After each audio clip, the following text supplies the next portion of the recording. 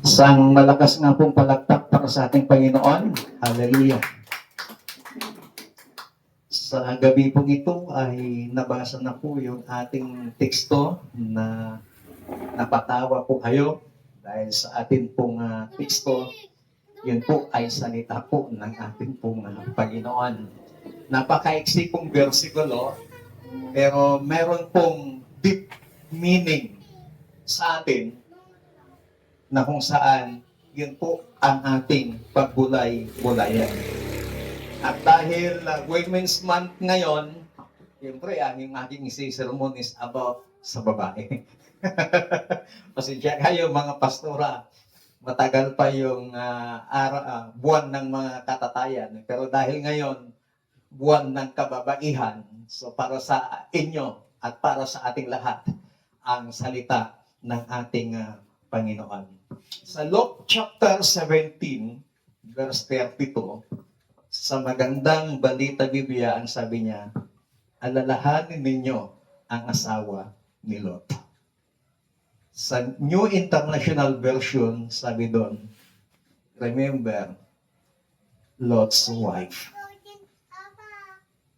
So kung papansinin po natin sa talatang ito, bakit napaka-eksik?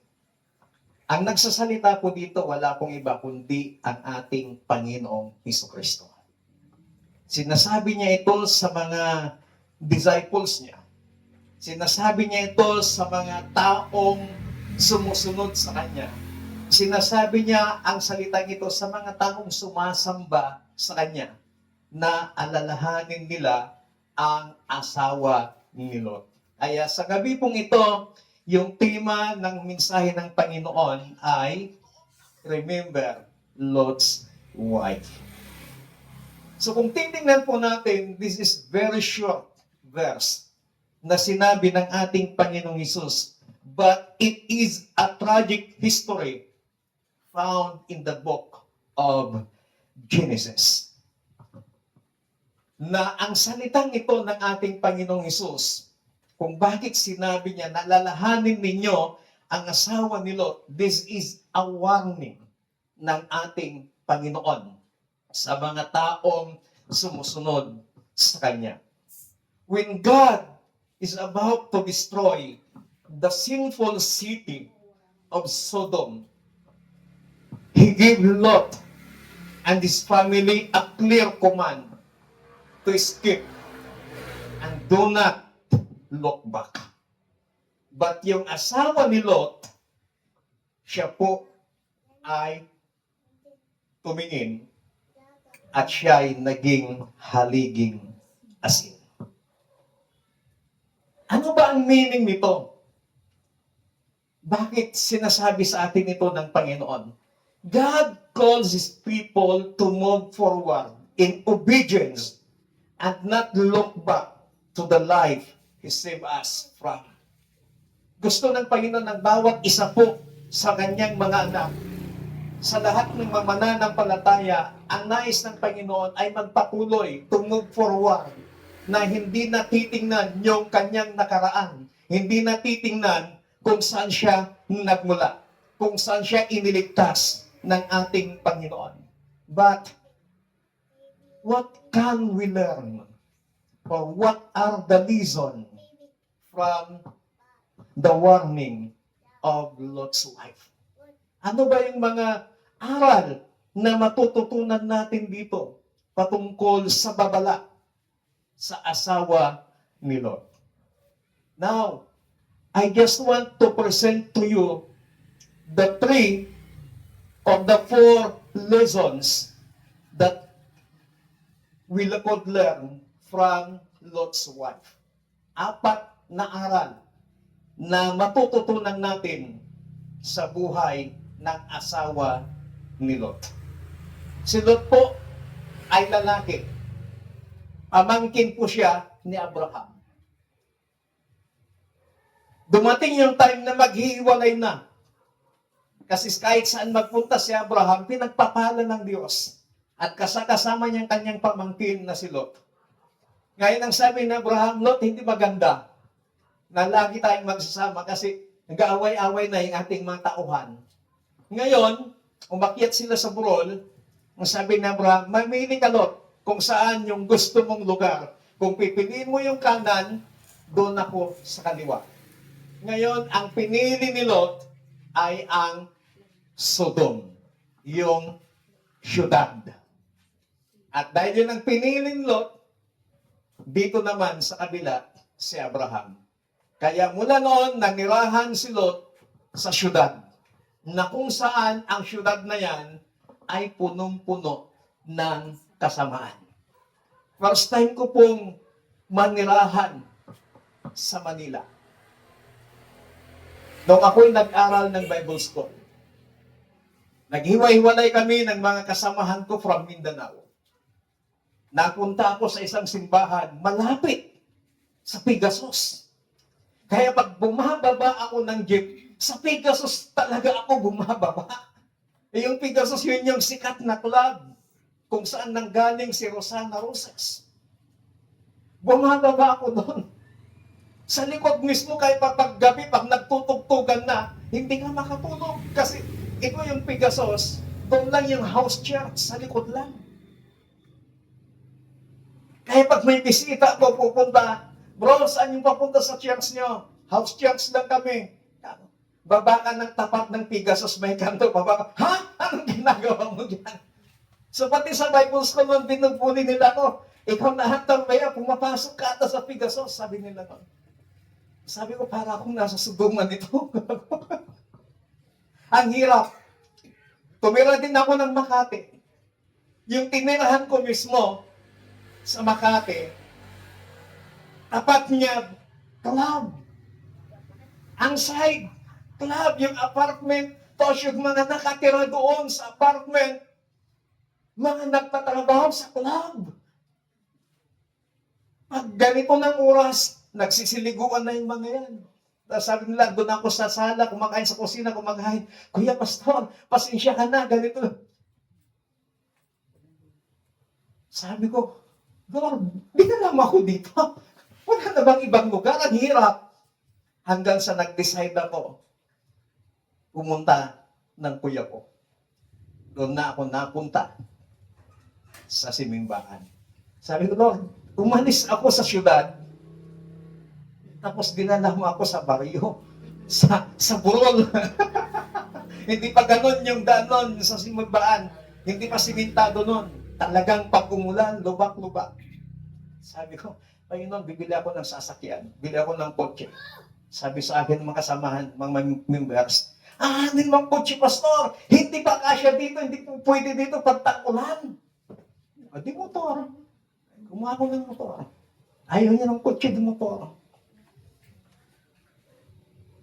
Yun po yung naging situation ni Lot. Kaya habang pinag-aralan ko ito, ayun, para akong maalala ko yung sitwasyon ko noon. And sabi ni Jesus, remember Lot's wife. Alala ko yung nakaraan ko. So, dito po, ano po yung mga reason na matututunan po natin dito?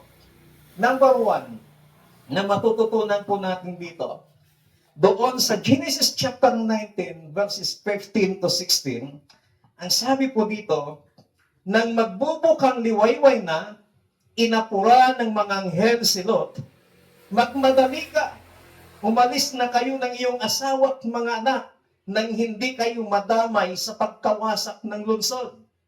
Nag-atubili pa si Lot, ngunit sa habag ni Yahweh, halos kalad-kalin na sila ng mga lalaki palabas ng lungsod.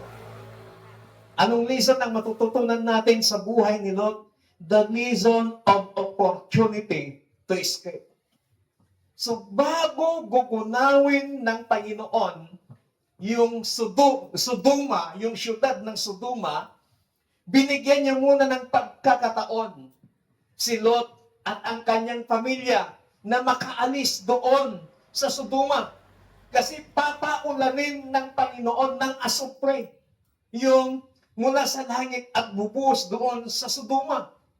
Bakit wawasakin ng Panginoon yung Sodoma? Because yung syudad na yon punong-puno ng kasamaan. At according sa Bible, kung bakit nagalit ng gusto ang Panginoon sa Sodoma, dahil ang Sodoma, lalaki sa lalaki, nag-aasawahan, babae sa babae, nag-aasawahan, lalaki tao sa hayop, nagkakaroon ng sexual intercourse. Kaya galit na galit doon ang Panginoon. Kaya nga gusto niyang wasakin yung syudad na yun. Pero bago niya wawasakin sa pamamagitan ng apoy, binigyan niya muna ng pagkakataon si Lot at ng kanyang asawa at ng kanyang mga anak na makaalis doon sa Sodoma. So God sent angels to rescue Lot's family from Sodom. Hindi man bumaba ang Panginoon. In the Old Testament kasi, kapag bababa ang Panginoon, ang ginagamit niya ay mga anghel. Kasi they are the messengers of God. Pag may mensahe noon ng Panginoon sa mga Israelita, ang laging ginagamit ng Panginoon, ang laging inuutusan ng Panginoon ay mga anghel na nagmimistulang, nagkakatawang tao, itong mga anghel na ito. Pero yung mga anak ng Diyos, alam nila na yun ay anghel na pinadala ng Panginoon. Kaya dito po, makikita natin na bago gunawin ng Diyos yung Sodoma, binigyan niyo muna ng pagkakataon at nagpadala siya ng anghel. Kaya tayo po, kapag bigla ang may nag-rescue sa inyo, yung hindi mo in-expect, meron kang problema, nasa isang mabigat kang sitwasyon, tapos merong biglang ginamit ang Panginoon na instrumento. Huwag niyong sabihin, ay, hulog ka ng langit. Ay, pastor, hulog ka ng langit. Meron nagsabi sa akin ng ganyan. Pastor, hulog ka ng langit. Ha? Nabulat ako. Isa lang ang hinulog mula sa langit, si Lucifer. Kaya huwag niyong sabihin, ay, kabsat, hulog ka ng langit. Huwag niyong sasabihin, ha? Iisa lang ang hinulog ng Diyos mula sa langit, si Lucifer, si Satanas. At huwag din natin sasabihin, blessing in disguise. Kasi hindi nagdi-disguise ang blessing. Kundi, yan ay unexpected na dumarating sa iyo. Kaya naranasan ba natin na nasa bingit na tayo ng napakahirap na sitwasyon tapos may ginamit ang Panginoon na instrumento para ikaw ay tulungan sa sitwasyon nyo? Ganon yung nangyari kina Lot. Nag-utos ng Panginoon ng kanyang anghel. Pero dito, sabi pa nila, nag-atubili pa si Lot. Ibig sabihin nun, nagmadi-madi pa ilaan ni Lot. At bayag-bayag pa ilaan, bunto-buntog pa ilaan ni Lot. Kaya ang sabi ng Panginoon, ng salita ng Panginoon, kinalagkad na ng mga anghel si Lot. At bayag-bayag ka pa ilaan, may kahitin. Di ba, napadasan nila naman? Mabait ka, mabait. Itakitin ko yung dandagan, no choice ka. Parang ganon yung nangyari kay Lot. Lot's wife was given the same chance of salvation. Hindi lamang si Lot, maging sa asawa ni Lot. Anong instruction sa kanila ng anghel ng Panginoon? Pagkaalis ninyo, pag kayo'y lumayas na tumakbo na, ang sabi pa ni Lot, parang ang layo naman yung tatakbuhan na yun, baka hindi na kami makaabot doon. O sige, dyan na lang kayo sa may burol. Grabe si Lot na nakikipag-bargain pa. ang sabi ng anghel, kumbaga, tumakbo na kayo sa balong. Ang sabi nila, parang layo, mayroon akong rayuma. Hindi ko makatakbo. Pwede bang hanggang doon na lang sa may kanto dyan? Sabi ng anghel, sige, doon na kayo. Kaya lang, parang ayaw pa ni Lot. Kaya yung ginawa ng anghel, kinalagkat niya si Lot. The same, yung opportunity na ibinigay sa asawa ni Lot. She was already on the way out of danger.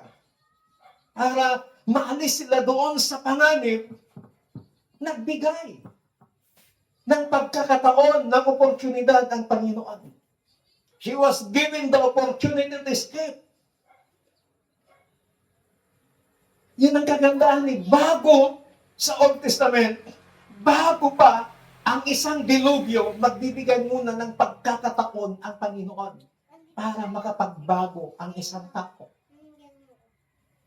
Remember, doon sa Nineveh, bago gunawin ng Diyos yung Nineveh, nagpadala muna siya ng isang mensahero para warningan yung mga tao dahil kung sila'y magsisisi, hindi itutuloy ng Diyos yung kanyang banta. Pero pag hindi sila magsisi, itutuloy ng Panginoon. So the same is true sa panahon natin ngayon. Bago pa gunawin ng Panginoon ang mundong ito sa pamamagitan ng apoy. Kasi ginunaw nga ng Panginoon ang mundong ito sa pamamagitan ng baha. At bago gunawin ng Panginoon ang mundong ito sa pamamagitan ng apoy, binibigyan niya ang bawat isa ng pagkakataon para makaiwas sa parating na paghukom, makaiwas sa parating na matinding pagkakataon o matinding pagkawasak ng mundong ito sa pamamagitan ng apoy. Kaya tayo po, kapag nangaral tayo ng salita ng Panginoon, hindi man nila pinakinggan, huwag tayong manlumo, huwag tayong panghinaan ng loob. Why? Nagawa natin yung responsibilidad natin to give warning to the people na ibinigay ng Panginoon. Katulad ng panahon ni Noah. Tinatawanan nila si Noah. Pero dumating yung time. Tapos na yung takdang panahon. Para maka-escape sa danger si Noah. Sabi ng Panginoon, umakyat na kayo, pumasok na kayo sa loob ng dako. Masok na sila. Then, sinara ng Panginoon, umulan, 40 days and 40 nights. Walang tigil hanggang sa bumaha. Kaya maraming tao ang namatay. At that time, 8 persons lamang ang naligtas. Si Noah, kanyang asawa, yung tatlong anak, tapos 3 manugang. 3 tao lang ang naligtas. Kaya tayo po, habang may pagkakataon, we must share the gospel of God. Kung tanggapin nila, praise God. Kung ayaw nilang tanggapin, praise God. Sabi ng Ezekiel, kapag napahamak ang ating kapatid na hindi natin binalaan, pinagsabihan, sa kanyang kasamaang ginagawa at siya napahamak, ang sabi ng salita ng Panginoon, hahanapin ng Diyos sa ating mga kamay ang kanilang mga dugo. Pero, kung winarningan natin sila, pinagsabihan natin sila, ngunit nagpatuloy pa rin sa paggawa ng kasamaan at sila'y napahamak, sabi ng Biblia, wala ka ng pananagutan doon. So God given us the opportunity to escape like Lot. God gives people opportunities to be saved. Binibigyan niya ng pagkakataon na maligtas. Kaya yung mga tao na nadidisgrasya, na hindi pa namamatay, nagkakaroon pa ng malay, binibigyan pa ng pagkakataon ng Diyos na makapagsisi. Kaya si Pastor Ranuta noon, nung sinabi niya sa akin, na parang bibigay na yung kapatid niya, sabi ko sa akin niya, patanggapin mo na siya sa Panginoon. Ang sabi niya sa akin, napatanggap ko na po, Pastor. Praise God. Na ibahagi niya, na bago dumating yung araw ng kapanganakan, yung oras ng kanyang kamatayan, tinanggap niya ang Panginoon. So, ganon kabait ang Panginoon. 1 Peter chapter 3. Binibigyan ng Diyos ang bawat tao ng pagkakataon na makapagbalik loob sa Kanya. Although na parating ng Panginoon, pero na umaantala lang, ang nagiging hadlang lang, nagpapatagal ng Kanyang pagparito, ay yung binibigyan niya ng pagkakataon ang bawat tao na makapagbalik loob sa Kanya. Pero kapag dumating na yung time, sasabihin ng Diyos Ama, okay, tama na yung panahon. Sige, pumunta ka na.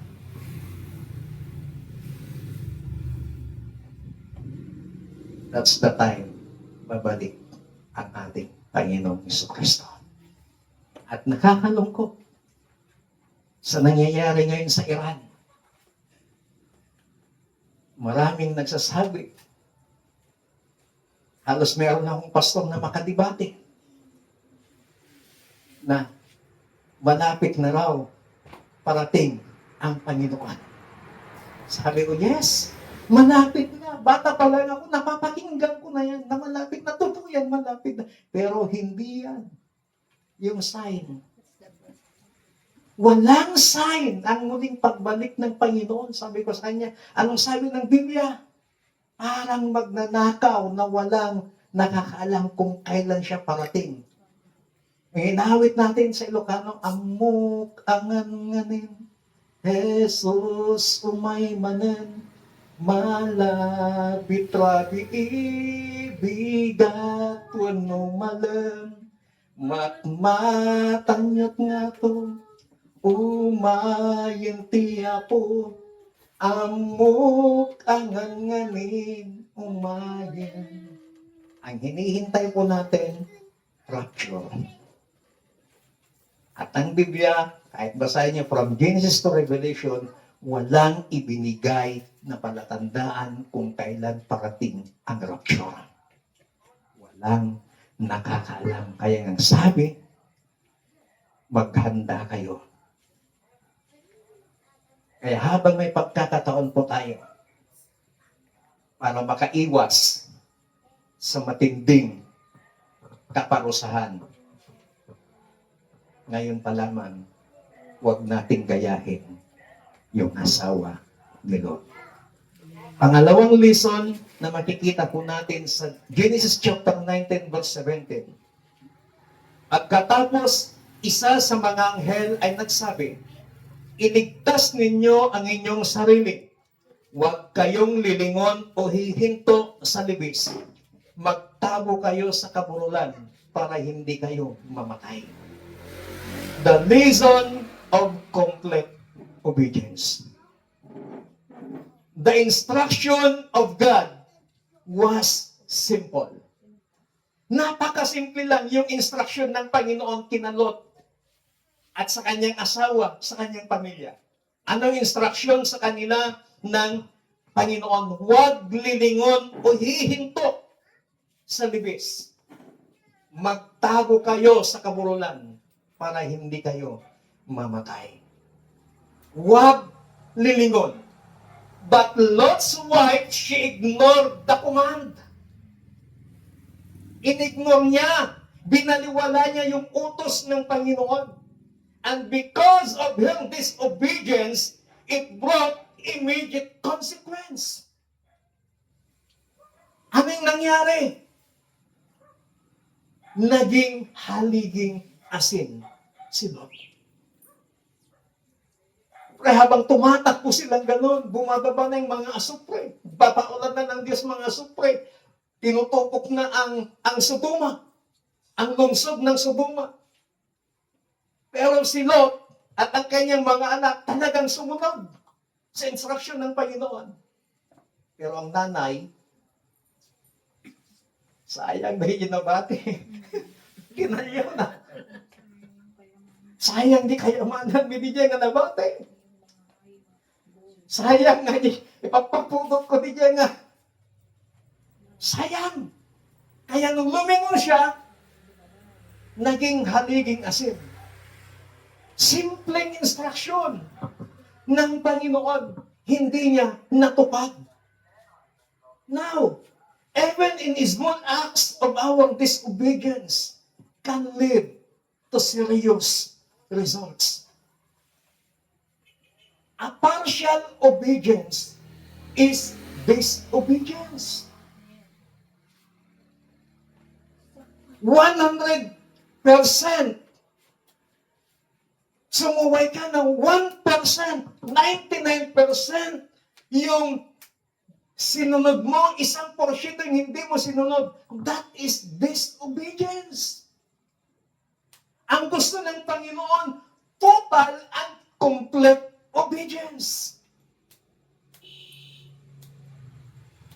Kaya ang ginawa ni na Lot at ang kanyang mga anak, walang lingon-lingon, bahala na bitan. Hindi lang nila sinayang yung kanilang napakarandang tahanan. Hindi na nila sinayang yung iiwan nilang kamatayan, anak, kayamanan na nasusunog na. Sometimes ang nanay, sayang. Pero naging haliging asin. So God expects us complete obedience, not partial obedience. Believers must follow God's instructions fully and faithfully. Yung simpleng instruction ng Panginoon, dapat nating sundin. Si Jonas, simpleng instruction ng Panginoon, go to Nineveh and preach. Anong ginawa ni Jonas? Pumunta ng Tarses. At sa kalagitnaan ng dagat, nagpadalang Panginoon ng bagyo. At halos malubog na yung barkong sinasakyan nila. At ang mga tripulante ng barko na yan, yung kapitan ng barko, kanya-kanyang panalangin na. Nakita nila si Jonas sa tabi, natutulog. Ginising nila, oy! Mamamatay na tayo sa lampa ng tulog mo. Manalangin ka sa Diyos mo. Mabuti na lang na-realize ni Jonas na yung sanhi ng bagyo na nararanasan nila sa gitna ng dagat ay sanhi ng kanyang disobedience sa Panginoon. Sabi ni Jonas, ihulog ninyo ako sa dagat. Nagkasala ako sa Diyos, nag-disobey ako sa Diyos, ihulog ninyo ako sa dagat, hihinto ang bagyong ito. Mga kapatid, sometimes may mga pangyayari sa ating mabuhay na hinahayaan, inaalaw ng Panginoon na mangyari sa atin upang isipin po natin, meron ba tayong sinuway sa Panginoon? Because God wants us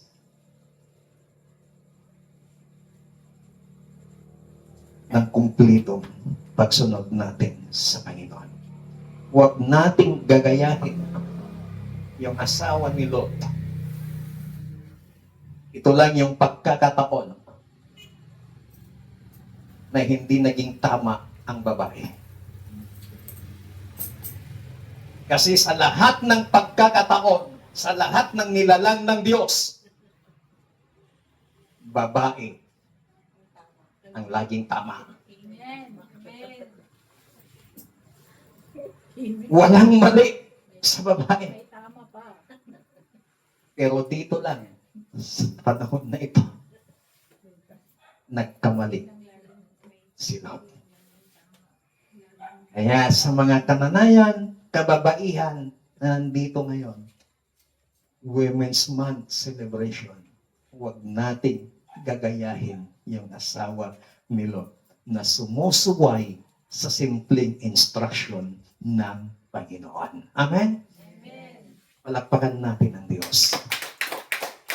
Pangatlo, Genesis chapter 9, verse 26. Ngunit lumingon ang asawa ni Lot, kaya't ito'y naging isang haliging asin. The reason of the danger of looking back.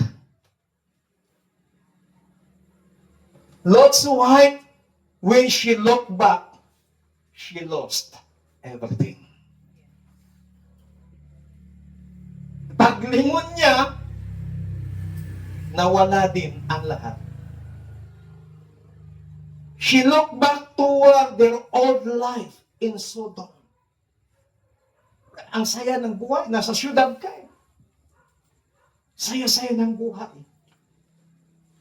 Kaya noon, pag pumupunta ako ng Manila, pag nagbabakasyon na ako doon sa Mindanao, 2 bakasyon ko sa Mindanao noon, sinakyan ko barko. Pagbalik ko ng Luzon, sabi ko sa father ko, pag bakasyon kasi ako, sinusundo na ako sa pier. Tapos pag babalik na ako, hinahatid pa ako sa pier. Kaya minsan pag umaakyat na ako doon sa hagdan ng barko, hindi ayaw kong lumingon. Kasi pag lumingon ako, nakikita yung father namin umiiyak. Putol yung luha niya. Kahit ako, nahihirapan din. Kaya sabi ko sa kanila, huwag nyo na akong ihatid. Kaya para hindi na nila akong masundo, para wala nang hatid-hatid, ang ginawa ko, sunod na bakasyon ko, nag-aeroplano na ako. Davao na ako, bumababa. Gugulat na lamang sila, andun na ako. Ba't di ka nagsabi? Para sinundo ka namin. Sometimes sa buhay po natin, nung tayo ay mananampalataya na, nung tinanggap na natin ang Panginoon na tagapagligtas sa ating mga buhay at naglilingkod na tayo sa Diyos, mas tinitingnan pa po natin yung buhay natin nung hindi pa tayo mananampalataya. At kinukumpara natin, mas masaya doon. Dito sa pagiging Kristiyano, boring, mas masaya. Doon na ako. Binabalik-balikan yung old life.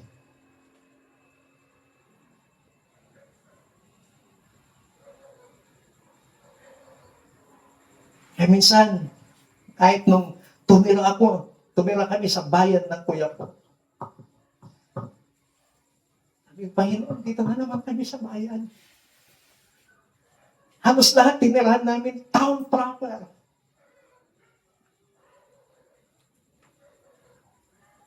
Ang daming tukso. Pag nasa town proper ka.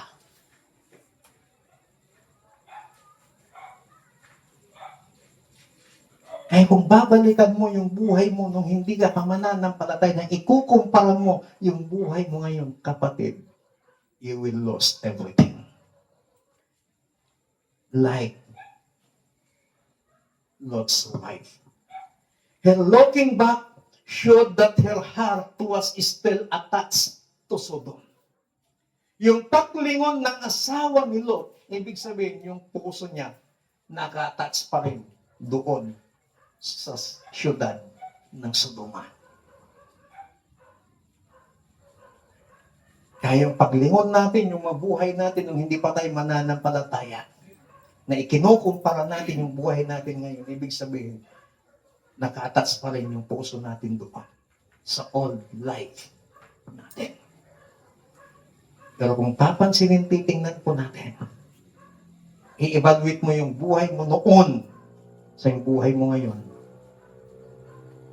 malaking pagbabago. Unang-una, kung babalikan ko, at nagpatuloy ako sa dati kong buhay, wala na sana ako dito sa ibabaw ng lupa. Matagal na sana akong patay. Pero salamat, nakilala ko ang Panginoon. Marahil ng buhay mo noon, kumukubra ka, sumusweldo ka ng napakalaking halaga. Tapos ngayon yung sitwasyon mo ngayon, wala kang inaasahang financial, kundi ang Panginoon lamang. Pero mas payapa ang pamumuhay kaysa noon. Amen? Kaya wag nating gagayahin yung buhay ng asawa ni Lot na paghihinayangan yung old life niya kaysa sitwasyon nasa Panginoon na siya. When God save us, we must leave our sinful past behind. Do not long for the old life that God has delivered us from. Huwag na nating nanasahin pagbalikan yung buhay kung saan tayo iniligtas ng ating Panginoon. And lastly, number 4, na lesson naman tututunan natin dito. Sa Luke chapter 17, verse 32, alalahanin ninyo ang asawa ni Lot.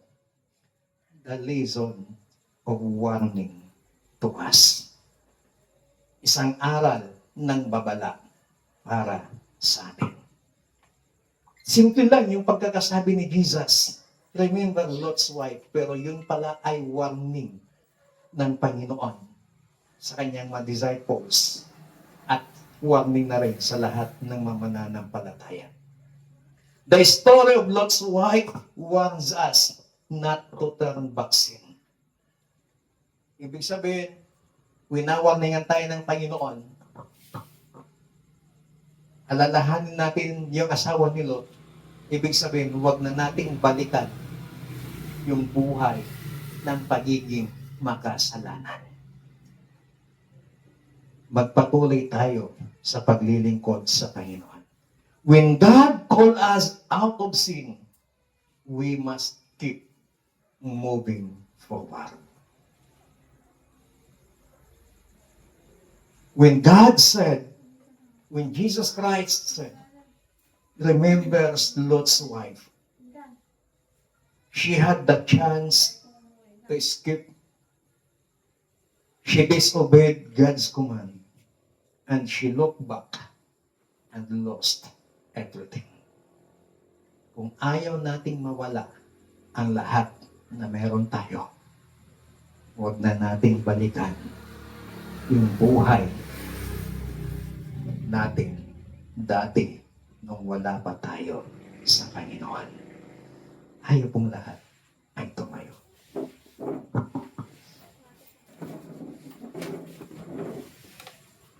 Remember Lot's wife. This is a warning to us. Babala ito sa atin ng ating Panginoong Kristo. Awitin nga natin, give thanks with a grateful heart. Pasalamatan natin ang Panginoon sa kanyang pagkakaligtas sa atin. Pasalamatan natin ang Panginoon sa kanyang dakilang biyaya. Nang dahil sa kanya, ikaw at ako ay naligtas at nagpupuri sa Panginoon. Huwag nating gayahin yung asawa ni Lot na panghihinayangan yung old life kaysa sa buhay na meron siya nung kasama niya ang Panginoon. Give thanks with a grateful heart. Give thanks unto the Holy One, because He's given Jesus Christ, His Son. Give thanks. Give thanks with a grateful heart. Give thanks unto the Holy One. Give thanks because He's given Jesus Christ, His Son. And now, let the weak say, I am strong. Let the poor say, I am rich, because of what the Lord has done for us. And now let the strong say, I am stronger. And now let the strong say, I am stronger. Let the rich say, I am richer. Rich say, I am richer because of what the Lord has done for us. Give thanks. Salamat, Panginoon, sa iyong warning sa amin.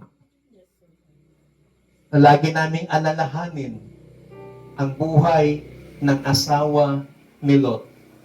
Na minsan, ang asawa ni Lot na ito, dahil sa kanyang pagsuway,